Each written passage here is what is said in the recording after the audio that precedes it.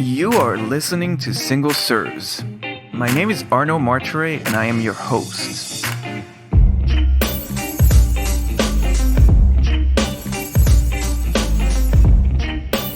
Single Serves is a podcast dealing with design, architecture, business, and city building in which I interview an expert on a specific subject matter. Together, we dive into that topic and challenge conventional thinking in a thought-provoking conversation. For our inaugural season, we have some great guests lined up, and you can expect to hear about such topics like social media for architects, organizational culture, criticism in media, and architects not practicing architecture, among many others. I sincerely hope that you will find these conversations as engaging as I did and learn a thing or two in the process. Don't forget to send us your comments, criticism, and praise. To do so, you can email us at hello@rvltr.studio or leave a comment online. You can also subscribe to the podcast on our website at rvltr.studio.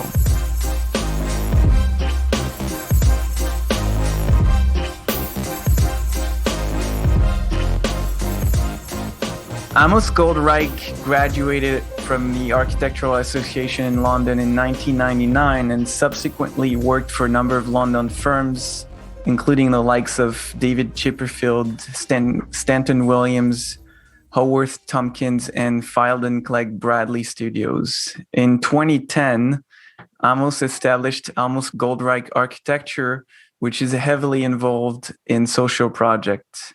Amos is also part of the think tank Architects Aware, actively working to fight London's growing homelessness. So thank you very much, Amos, for being on the show with us today. Thanks, Arno. Thanks very much for inviting me. You're very welcome. So let's start with a really hard question and tell us who you are and what you do in 3 sentences or less. Okay. I'm Amos Goldreich, architect based in London, the UK. We work across London, primarily on residential projects, but we also are involved on social projects. We're a team of 5, and happy to be here. So the topic of conversation today is strategically working less to earn more. At least that's my own interpretation of what you and I discussed in the past. What inspired you to kind of go against the grain and try a 4.5-day work week for your entire staff and yourself? That's a good question. It was a number of factors. I think all of us have gone through a lot of kind of thinking during this pandemic, and suddenly our life has become, or kind of our family life and so on has become quite important. And it was after the first lockdown here in the UK that we finally got. We were allowed to go on holiday, and I picked up a book about a 4-day week that was written by a guy called Andrew Barnes. He's a UK sort of businessman. He now lives in New Zealand, I think, but he's sort of leading this sort of global movement of a 4-day week. So I sort of read it within sort of a week and got really inspired by it. And I think the other way was that sort of, in a way, it went against all my beliefs about, there's this perception in our profession that you have to suffer in order to be creative. And I did my rounds when I worked at some famous architects. I know the carpet very well in those offices because I slept on it. So it was a mixture of things, and this sort of book ignited something in me, and I thought, there's definitely life beyond architecture. I don't consider myself a 24/7 architect. I do like the separation, and I think it's also very important to have the separation, because you need to step away for your mind to kind of still work and to rest as well, and also ultimately this taking care of your wellness as well is very important, and it I believe that it does feed in a positive way to your creativity. Mm-hmm. Yeah, that makes a lot of sense. So how did you go from a typical 5-day work week, or maybe even more, to 4.5 days? What kind of changes has it forced you to make? Well, first of all, like I said, we're a team of 5. We sort of share everything. There's no kind of hierarchy. So I think the first thing I did was just share my thoughts with the team. Obviously, their immediate reaction was, yes, we're going to work less. But we had to kind of think about it. And we didn't quite know how clients would react, how would contractors react to it. At first, I thought that we would need certain rules. So I thought that one rule would be that, okay, so if we finish early, each project architect should still have his mobile phone on in case someone calls. Mm-hmm. And then one of the people in the team said, well, that's not really a good idea, because then you can't disconnect yourself, and the whole idea behind it was that we can disconnect and start our weekend earlier. Yeah. So we just decided on a specific date to start it, first as a trial of a couple of weeks. We sent emails to all our clients. A lot of them didn't respond. Those that did, some were really supportive, very positive. They said, "Oh, you should have started it a long time ago." So that was nice. One particular, he's not our direct client. He's a lawyer of a client. He was, and I don't know if he was being sarcastic or it's just his sense of humor.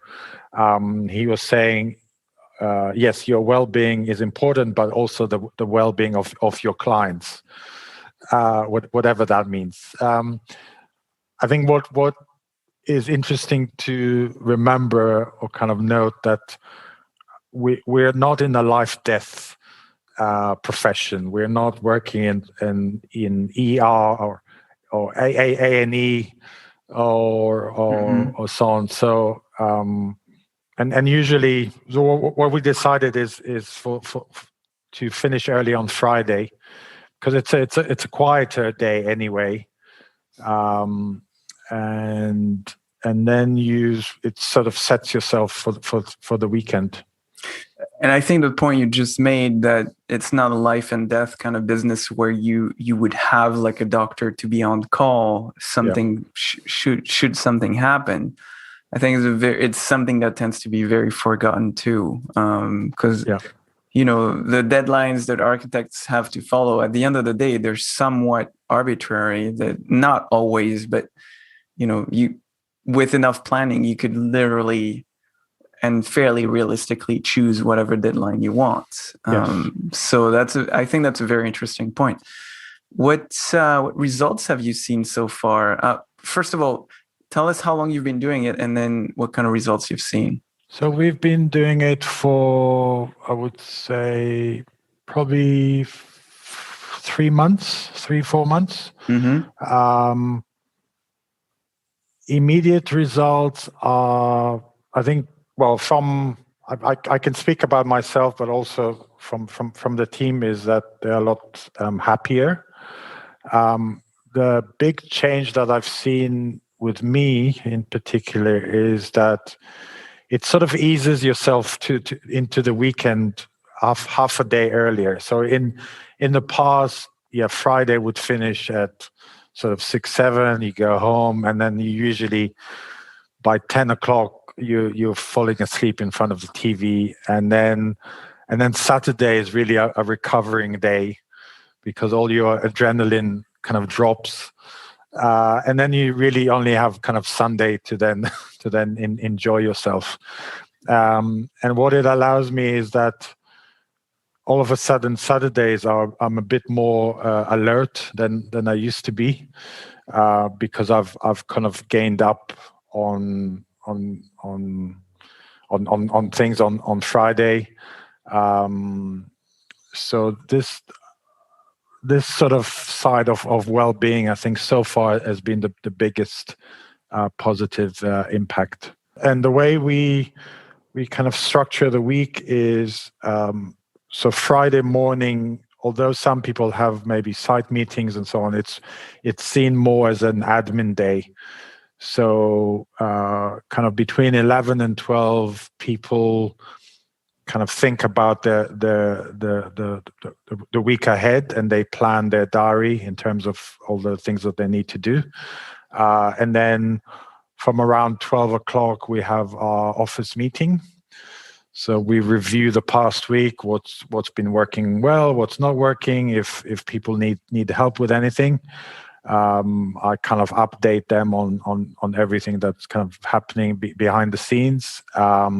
We talk about the next week, and then we've got like half an hour to maybe send the final email, and then 2 o'clock everything stops. Mm-hmm. And so you've talked about your employee being visibly happier. Is that simply as a result of having more time, or is there like deeper things at play that contribute to that? Look, we're still working remotely, so I don't see the whole team. I mean, there's one person that I probably see once a week, but the rest, if I'm lucky, I see them once a month. So there is this still a barrier over Zoom or sort of Teams. I think generally it's just kind of being happier that the weekend is now longer. It's probably, I would think that there is some sort of psychological effect as well, because you're given a bit more time to kind of unwind and maybe do other things on a Friday afternoon that you weren't able to do before. So kind of going to the park. And interestingly, one of the team members said that I think it was the first time or the first day, he felt really weird because he didn't know what to do with himself.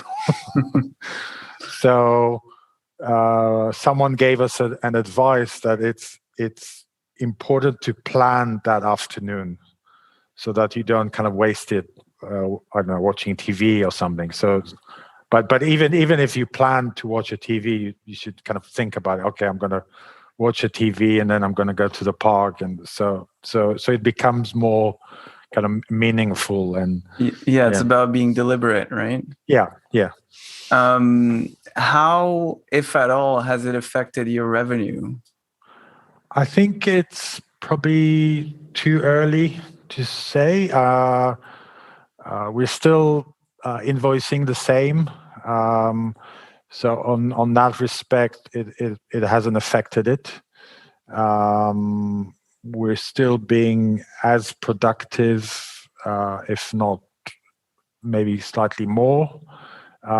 It certainly made everyone to be more focused on those 4 days that are full days, knowing that Fridays is a shorter day. So you really need to plan those 4 days and stick to them. But it's something that we are monitoring, and yeah, would be interesting to see. So when you say you're equally or maybe slightly more productive, does that mean you do the same amount of work in less time, or you do about the same amount of work, but you do a little less because you have half a day less? Good question. So before the 4.5, we kind of worked 40 hours a week. Mm-hmm. We're now working 37.5. So it kind of works. So it's sort of 9 to 6, 4 days a week, and then 9 to 2. So it kind of works out around 37 or a bit. So I think it kind of shows that perhaps if you are focused and you plan your week in basically in advance, and you kind of monitor it, then you can accomplish quite a lot within those hours. So I think it does force you to be more kind of organized, and you probably less kind of distracted by other things, because you know that on Friday the morning is just going to go quickly. Yeah. So, yeah. So what kind of feedback or comments are you getting from employees, clients, and peers? Peers are really a lot of them are supportive. There were a few that I think still believe that architecture is about suffering and working long hours. But a lot of people are being supportive and sort of interested in this sort of shift. Some are considering it themselves. Clients, they sort of it quickly became kind of a normal thing. They know not to call us after 2. So that we haven't noticed anything. And the same with builders or engineers. They all know that. I keep kind of hearing, "Oh, we'll call you tomorrow afternoon." "Oh, no. You're finishing early, right? Okay, so we'll speak to you on Monday." Mm-hmm. So yeah, it's been fine. It's been fine. So do you know whether you've actually inspired anyone to follow suit? Because you said a few people were interested in it. Do you know if your example has had a direct effect on maybe some peers or other people that? There's a few. So I'm part of this sort of WhatsApp group of about 100 practices. So these are 100 directors in London, and we kind of share knowledge and frustrations and so on. From kind of postings on it, some are considering. There was one firm who are also friends of mine.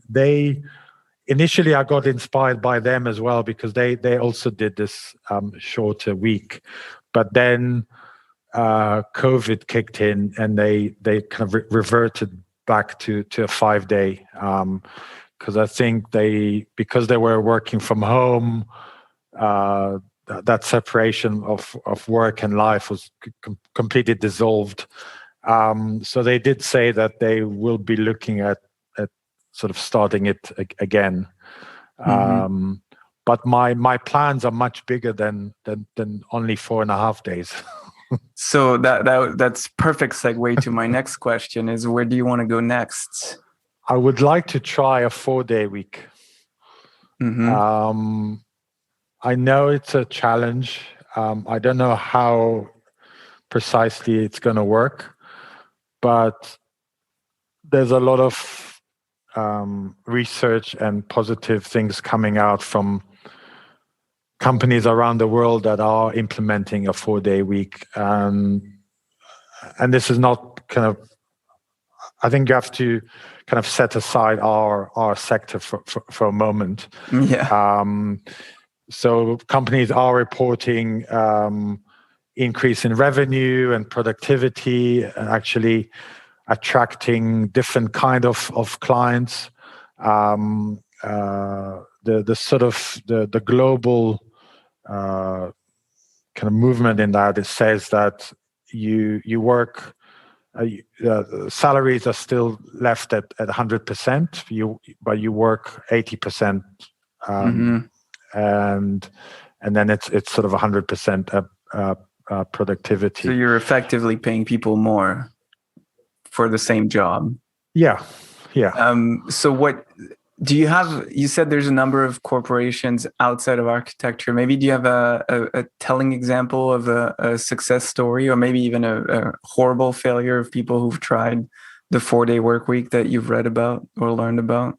Well, I mean, it's been in the news, I think, kind of in Japan, where they're kind of notorious in working really crazy hours. There's a big company that introduced a 4-day week in Japan, and the results are sort of phenomenal. But so after kind of reading this book and being interested in it more and more, I started to research a bit and try to reach out and see if there are any architects in the UK, for instance, that are doing a 4-day week. I don't think there's probably a handful of them. I'm actually next month, I'm planning on doing a webinar about this topic, because it's something that I would like to try in about a year time. I do have a lot of questions. So I found one architect in London who's working 4-day.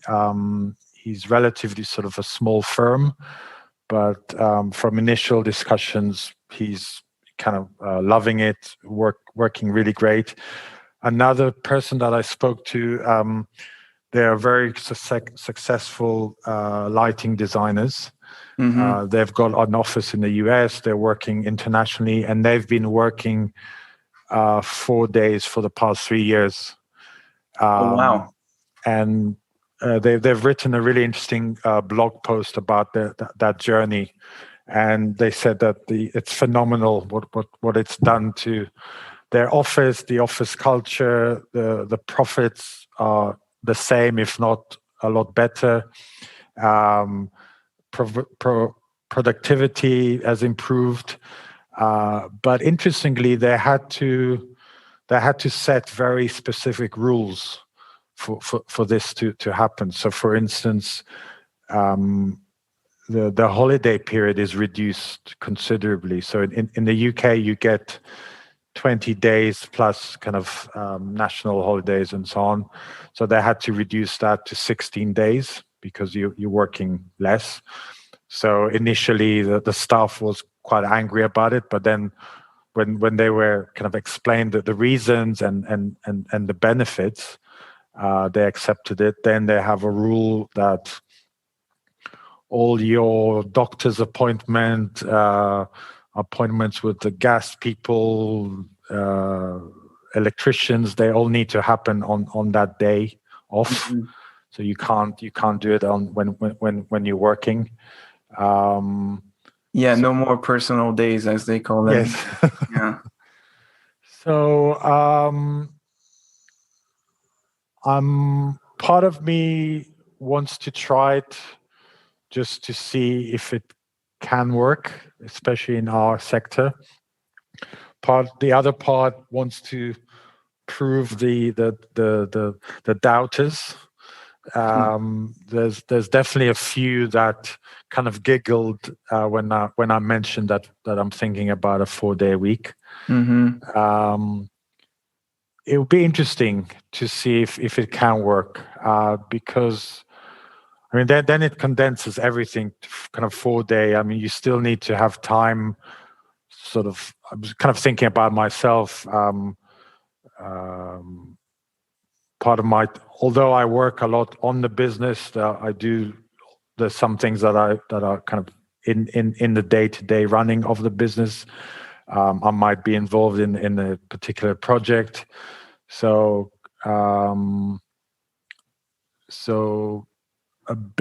quite a big challenge, and as a business, we are probably still about a year away from implementing it, because we need a lot of systems to be in place.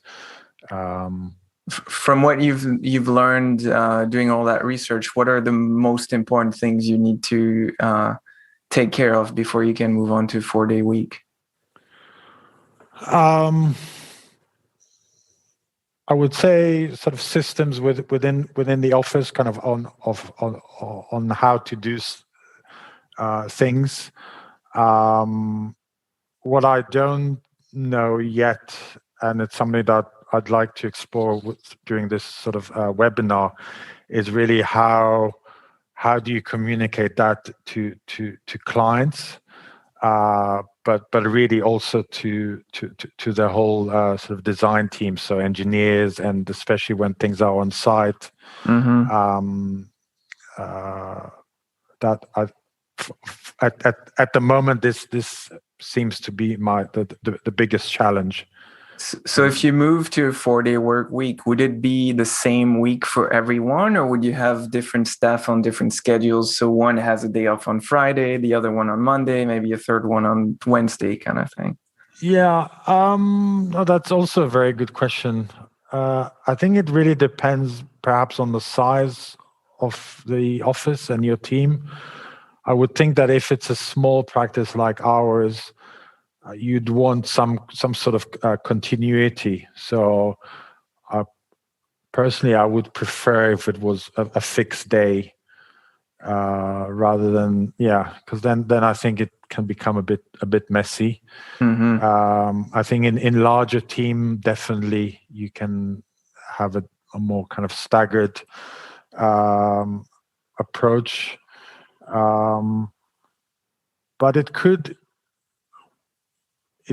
work. I mean, we're now in the process of kind of thinking when are we going to return to the office, and how is that going to work? And a lot of the people are looking at doing a more flexible week anyway. So they would maybe work 2 days at home and then 3 days in the office. So that could certainly work well. Yeah, that makes sense. Where would you recommend someone who's interested in it to start? So I highly recommend the book that I read by Andrew Barnes. It's on Amazon. It's called The 4-Day Week. I still haven't read Tim Ferriss, who is a book 4-Hour Week, I think, which is slightly different. But I know you recommended a book to me that I'm reading now, Clockwork. Yeah. So I started reading it, and I forgot the author's name. Mike Michalowicz. Yeah, he's a slightly different. Sorry, I think it's still related, because I'm also working towards a much bigger goal for myself, which you know about, and I plan from next summer. I plan every summer to take 6 weeks off, which is and Michael in his book, he talks about taking 4 week off. 4 or more, but yeah, he recommends a minimum of 4. And that's the reason why I thought it would be a good book for you, because this book is all about systems with the end goal to be able to step away from your business for an indefinite amount of time, ideally, and still have it run and make money. So I think they go hand in hand, especially if you need to put in place all the systems to go to a 4-day work week. Yeah, exactly. So Exactly. I'm so glad to hear you're reading this book, because I think it's fantastic. No, it's a really good book. So thank you very much for the recommendation. You're very welcome. What do you say if you have, or would you say if someone came to you and said you're an idiot and you don't know what you're doing? What would you tell a naysayer about what you're doing and why it might be good? I would probably do a face like this, which on only you can see. Look, I think you're always going to have doubters. Whatever you do in life, there's always going to be people that doubt you and think that they know best. I would probably just walk away. But I would have a discussion with them and see why they think the old way is better.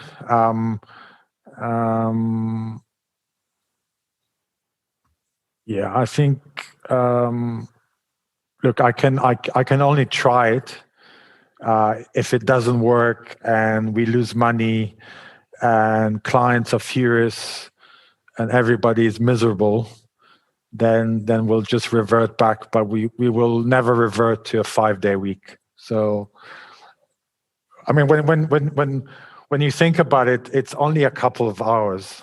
Yeah. So, I mean, currently we're working, 4 hours less in a week. Okay, so it's another 4 hours. So maybe when you think about it this way, it's not that much of a step. But yeah, I don't know. I guess I need to go through this process and actually try it, and then find one of those doubters and yeah. Well, we can have another conversation. Yeah, that would be good. The 4-day work week is implemented. That would be great to do a follow-up. Yeah. So I plan to do it to probably coincide it with me taking the summer off.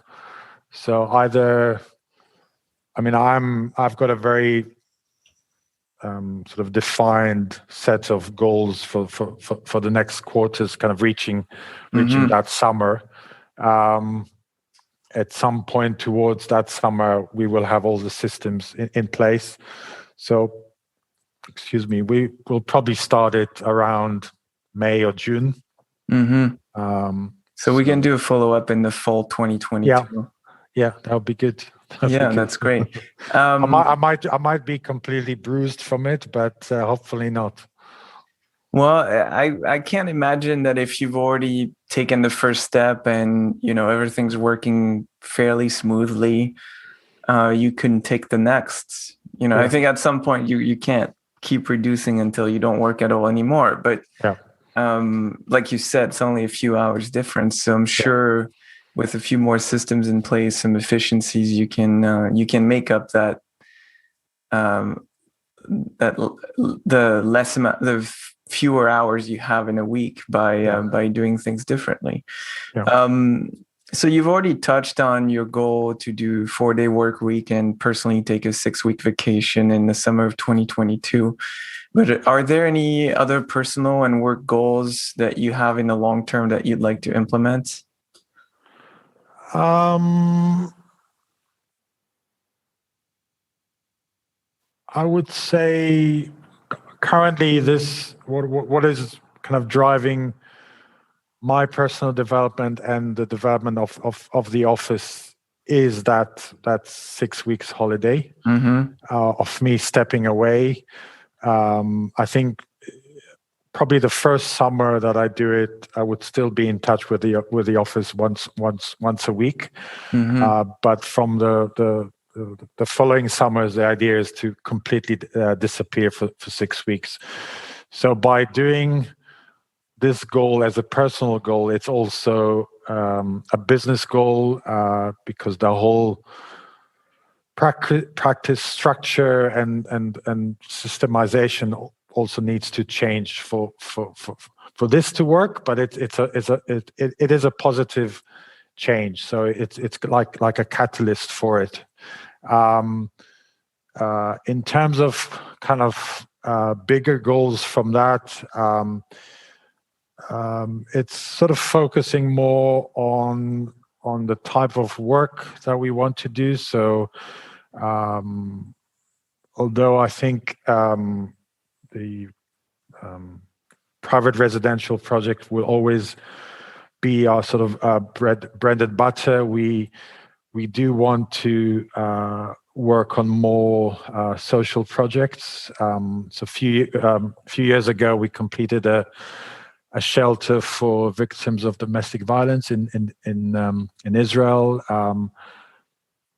From a business point of view, it wasn't lucrative at all. It was it quickly became a pro bono project, but it's good to do things for other reasons and to kind of give back to people that really need help. And I really believe that as architects, we can change people's lives in a positive way. Architecture is about people. And sometimes you just need to do very small gestures that would have a huge impact on society. So I would say this is my sort of bigger goal, to be able to continue to give back to society. I think it's very aspirational and a perfect way to end this interview. So, Amos, I want to thank you very much for your time and generosity. My pleasure. And we'll talk again in the fall 2022. I look forward to it. Thank you. Thank you.